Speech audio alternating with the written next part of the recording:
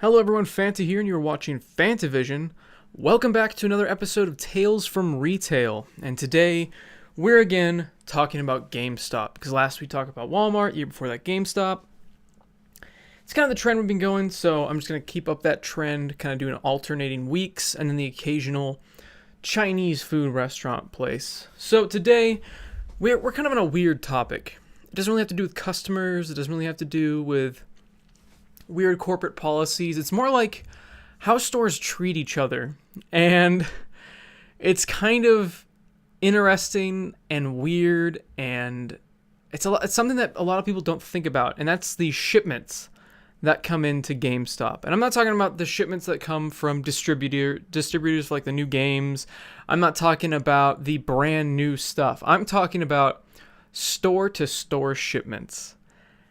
And before we dive in, I always gotta get this out of the way. I know some people hate it, some people like it, but I'm gonna keep doing it anyway, because I feel like most people like this.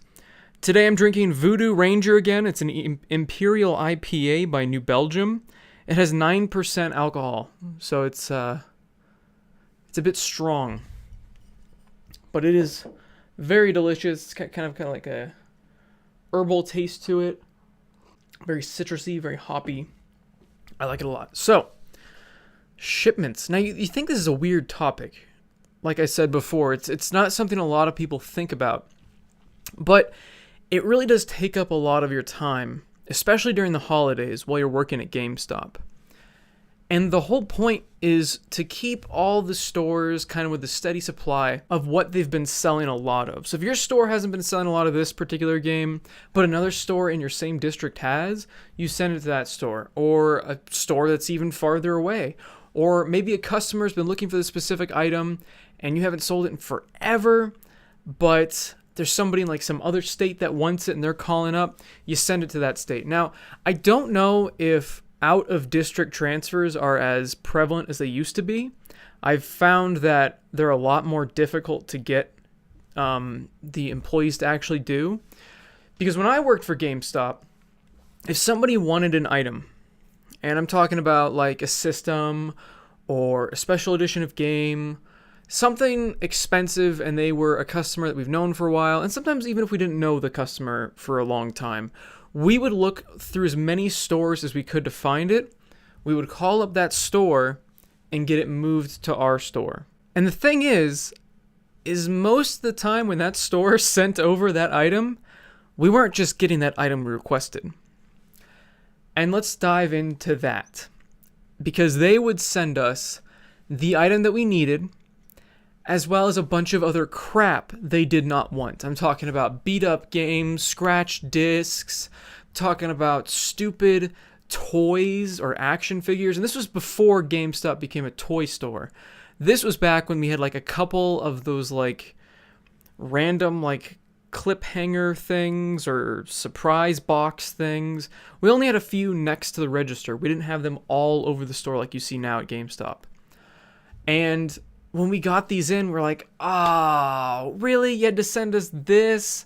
This is never going to sell. And it usually didn't. And the thing is, with those scratched up discs, I now had to put those in defective because unlike a lot of employees, I was a stickler with games that came in. If it was scratched or looked like I wouldn't buy it, it's going in defective. Now, of course, that worked for the customer's benefit, but it also worked against the customer, because if you're bringing in a bunch of games and I can see that you haven't treated them well or you've smoked near them so that when I'm trying to clean the case, there's just black coming off, yeah, that's going to be defective. I don't care if it's just the case. I can smell it on the disc. I don't want that in my store. I don't want some customer buying it. I wouldn't buy it, so I'm not going to do it to someone else. So that meant that most of the games that came through me, through trade-in or store-to-store transfer, were going to be perfect. Because, like I said, if I'm not going to buy it, I don't want them to buy it. So, now this brings me to regular store-to-store transfers. Because it was kind of a fun task. I'm going to be completely honest. This isn't going to be a completely negative episode. I'm not going to go on just about, oh, I hate GameStop for this reason and this reason. I'm going to talk about some things that I kind of enjoyed, and this was one of the things that I kind of enjoyed sometimes. because it was kind of like a mini Easter egg hunt, because you get a list of all the different items that you need for the shipment, and you look through all of the different shelves, you look through the bins, you look through all that kind of stuff, and it's a scavenger hunt. It's a scavenger hunt for what you need to ship. And I like shipping stuff. It was kind of fun. You print out the label, you tape it up. It was a good way to kill time. I know a lot of people were like, you had fun shipping stuff? Yeah, I mean, if there's no one in the store, just twiddling my thumbs, staring at the demo units, and looking at Reddit, I mean, you can go through Reddit pages faster than you think, especially when there's nothing to do and you've already cleaned the entire store 3 times. So when it was that dead, it was kind of fun to do these shipment things. And sometimes it was also a huge pain in the ass, because the freaking DS, once we did the project of de-boxing all of the DS games and throwing those boxes away, I kept a lot of those boxes. I have like 6 of every Pokemon game. I have every Mario game box. I have like a bajillion boxes that I need to go through, because I have a bunch of other junk games too, because I just took a huge trash bag full, because that felt like a waste, you know? I mean, I like cases. I'm like, that's a different rant for another day. So back to finding and sifting through all these stupid envelopes. And I've mentioned these envelopes before in the past. The DS games and the Wii games were the bane of my existence, especially the DS games, because the thing about the sleeves is the discs are fine. You can go through them, they're all standing upright, and you can easily flip through them, alphabetize them, whatever. But the DS games were awful, because they're like this weird shape, because they all kind of like open up at the top and they're all smushed in at the bottom, because they're DS games at the bottom of this slipcase that wasn't meant to have a cartridge in it. It was meant to have a disc. So when you're trying to organize them, you can't fit them all like you thought you'd be able to, because it looked like it'd fit, but it wouldn't, because of how chunky they are. Especially like the Guitar Hero games with the stupid attachment with the that goes in the Game Boy slot and it's got the buttons. I'm so glad when they pennied those out. And pennied out means they got rid of them out of the system, threw them away or whatever, or we took them home, because they just messed up that count. It messed up looking for games, and they were constantly out of alphabetical order, so I had to go through every single game, and you would not believe how many times it wound up either being like the last game I looked at, or I'd miss it the first time through, or who knows, I don't know, it's in a sleeve somewhere, it's not in here, it's gone, we don't have it. And the thing is, that was okay about these shipments, is you can mark that you can't find it. It's not a huge deal. You don't want to do it too often, because they do look at that, and your managers would complain if you couldn't find games that they thought you weren't looking hard enough. And believe me, I always tried my hardest to find those damn games, because I don't want any more DS games in my store whenever I was working there. I was like, just get them out. If somebody wants to get rid of all these to their store, please do it, because I'm sick and tired of these damn games. Every single count we did on those DS games, we'd be missing at least one. And that's because, I mean, you can take those sleeves and you can just take the game out and pocket it. Which is why a lot of people, when I was ranting about the opened new games on the floor, they're like, oh, but you need a display copy. Duh, Fanta, you idiot. Did you ever work there? If you worked there, you'd know. It's like, no, I did work there for several years. You just haven't watched any of my other videos, so you don't know. And there's so many other ways around that. You just put an empty display case that isn't the actual case. And I'm going to do an episode about marketing to go further into that. But these DS games would get stolen, and that's because we had the actual game out there. Because we can't put a box anymore, because we got rid of all the boxes. We can't put... what do we get? We can't fit them all into a little metal thing. So we had all the cheaper ones outside of the metal thing, which was also a pain in the ass, and I'll get to that in a second. And people could just pocket these games. Now, of course, these games were only a couple bucks, so it wasn't a huge deal.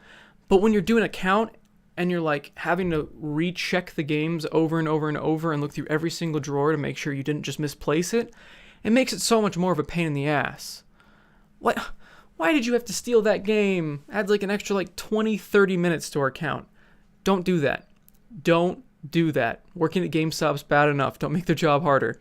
So Those were kind of the sucky parts of shipments, but I kind of liked the scavenger hunt aspect, and I love getting rid of the objects that we know we weren't going to sell. So it was nice that, okay, well, that store is going to sell it, so we can get it out of our store, make room for other stuff, and ship that along. But the thing is sometimes we got shipments that didn't make any sense at all.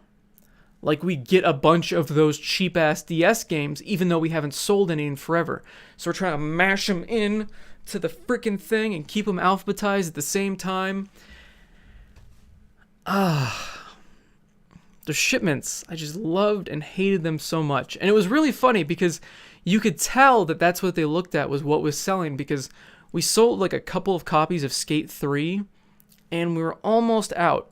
So instead of shipping us, another couple of copies, they sent us like all of another store's copies of Skate 3. And guess what? I think you can guess it. I'll give you a second. That's right. We never sold a copy of Skate 3 for like months after we got that shipment. Right? Damned if you do, damned if you don't. Because if they hadn't shipped it to us, we might not have had enough games. But did they really have to ship us that overkill amount?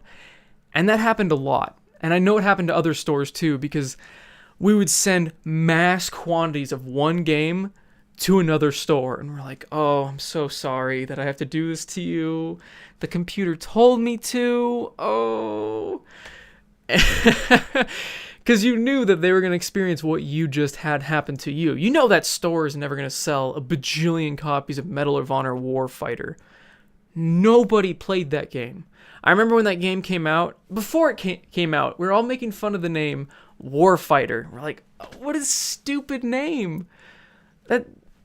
No one's going to buy this game just because the name is cliche. And the fact that Medal of Honor is trying so hard to be Call of Duty, no one's going to buy this. And of course, nobody bought it. So when it came out, we got this huge shipment of Warfighter because EA thought, we're going to beat Call of Duty this time. And of course they didn't, and now Medal of Honor doesn't exist anymore. Should have stayed World War II. Why didn't you go to Vietnam? There's like no Vietnam games. So that happened, and then a couple months go by, we've got our shelves full of it, and then, like I said, we got the call on the computer, told us to ship all of our warfighters to a store. Oh man, that was so funny. Just the simple things when I worked there kept me amused, and it was great. Some of those things were great at GameStop, I gotta admit. But when we got shipments of toys or shipments of cheap DS games or Wii games or an insane amount of copies of something, you're like, what are you doing? What are you doing? Why are you doing this to me?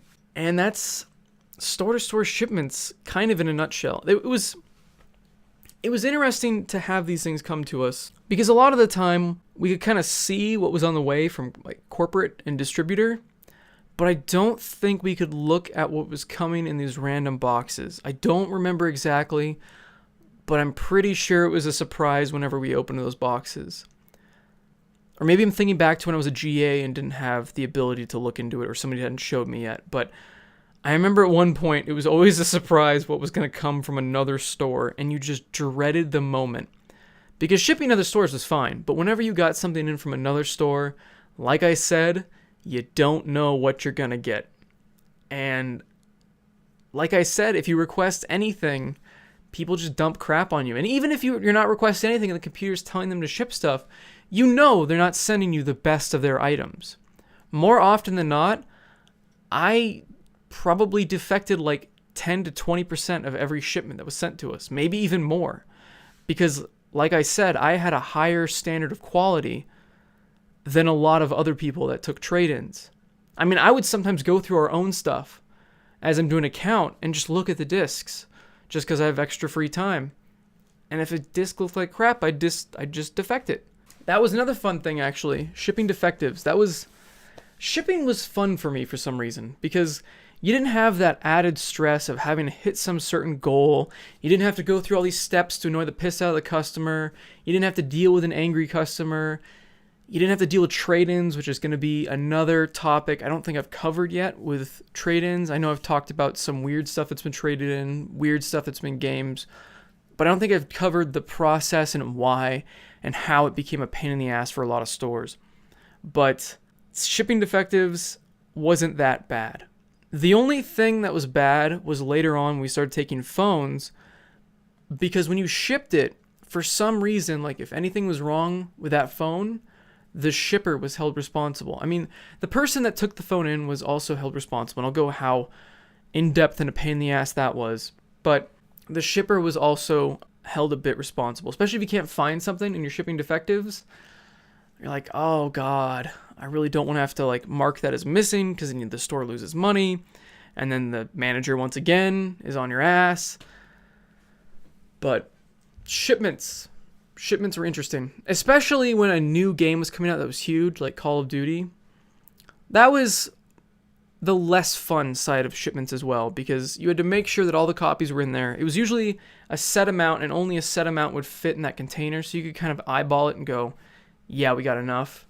But I usually would double check with a count just in case, because GameStop is GameStop, and you can't always trust the distributors. And it was interesting though, because the shipments would pile up in the back room and make it almost impossible to get around. I remember when there were games that were coming out close to each other, and we just had piles of shipment of all these different games. I don't remember what was coming out. I think it was Skyrim and Call of Duty were next to each other because they're both November releases. And maybe one other game. I don't remember exactly because like this was years ago. But I know Skyrim and Call of Duty were close to each other. And we just had the entire back room filled with shipments. So whenever we needed to go back and get a system, we had to like kind of like dance around the boxes and squeeze in between corners. And whenever we had lunch, because we usually had lunch in the back room, I'd watch YouTube videos and stuff like that. The chair was like almost so close to the desk you couldn't sit in it, and you're just like surrounded by boxes. But at the same time, I don't know, it was kind of like comforting being surrounded by boxes. It was like I wasn't at GameStop anymore. I was just kind of walled off from the store.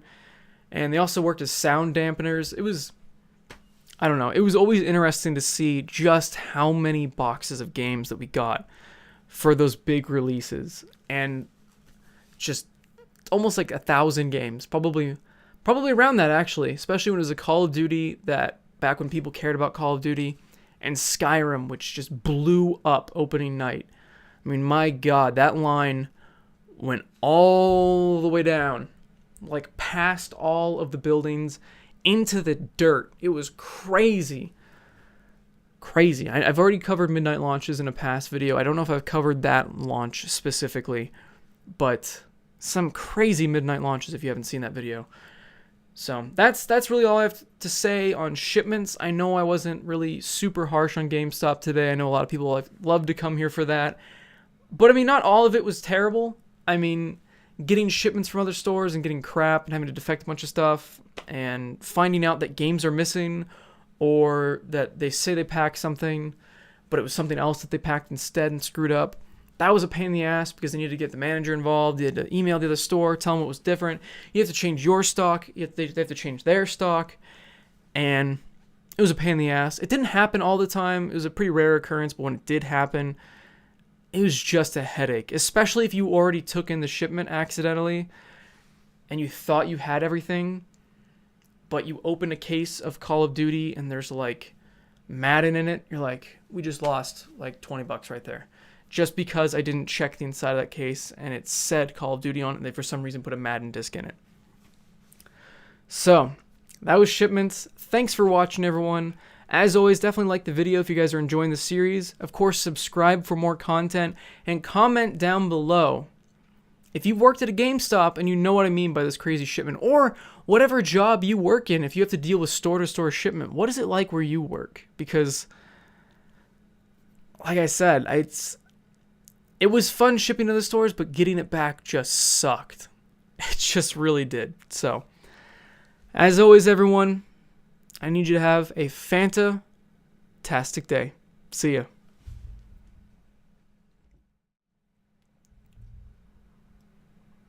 I know it was a little bit different episode than usual, like I said in the beginning, but I thought it was an interesting enough thing to talk about, you know? It wasn't really a rant so much as just kind of an explanation. And I feel like I'm going to do a couple more videos like that in the future, just kind of explaining what certain aspects of GameStop are like. just for people that have never worked there or are interested in what it's like working there or thinking about working there. I don't know. I just have to see how people react to this video, if they like it. Maybe I rambled on too much about certain things.